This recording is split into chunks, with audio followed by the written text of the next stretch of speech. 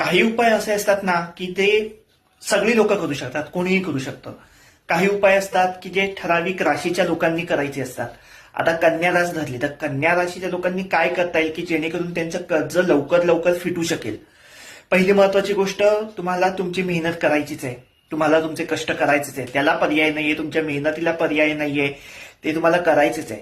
पण त्याच्याबरोबर अजून काय करता येईल, तर कन्या रास ही राशीचक्रातली 6वी रास येते. याचा स्वामी आहे बुध. बुधाचा रंग आहे हिरवा. मग तुम्ही हिरव्या रंगाचं दान करू शकता. गरजू व्यक्तीला हिरवे मूग देऊ शकता. जर जवळपास गाय असेल तर बुधवारी गायीला हिरवा चारा देऊ शकता. असे 11 बुधवार करू शकता.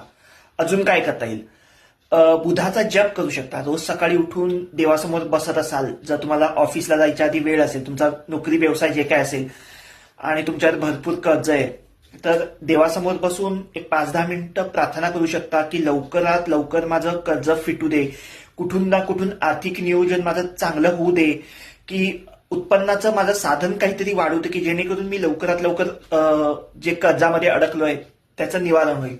अजून काय करू शकता, तर बुधाचा तुम्ही जप करू शकता. ओम भू बुधाय महा म्हणून हा सरळ साधा बुधाचा जप आहे.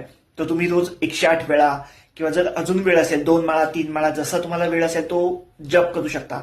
याने काय होईल की तुमचं आत्मबल वाढेल. तुम्हाला जे थोडासा निगेटिव्हपणा आला असेल, थोडंसं टेन्शन आलं असेल, अरे बापरे एवढं कर्ज घेतलंय मी, मग उद्या समजा माझं काही बरं वाईट झालं तर कर्ज कोण फेडेल. बऱ्याच जणांना काळजी असते बघा, हे कर्ज घेऊनच माणूस टेन्शनमध्ये येतो की एवढं कर्ज मी कसं फेडणार, काय करणार. तर ह्या सगळ्यासाठी तुम्हाला सकाळी देवासमोर बसून प्रार्थना करता येईल की जेणेकरून तुमचं आत्मबल वाढेल. देवासमोर एक 5-10 मिनिटं जरी शांत बसून तुम्ही जप केलात, देवाचं स्मरण केलं, तुमचा कुलदेव जे असेल, कुलदेवता असेल त्याचं स्मरण केलं की माझं कर्ज जे मी घेतलंय ते लवकरात लवकर फिटू दे, काहीतरी मार्ग निघू दे, उत्पन्नाचा स्त्रोत माझं वाढू दे की जेणेकरून ते कर्ज फिटू शकेल. असे छोटे छोटे उपाय आहे. मी फक्त कन्या राशीच्या लोकांसाठी सांगितलं. तुमची मेहनत मी म्हटलं ते करायचंच आहे, त्याला पर्याय नाही, पण ती मेहनत करता करता हे छोटे छोटे उपाय करून बघायला काय हरकत आहे. नक्की करून बघा. All the best.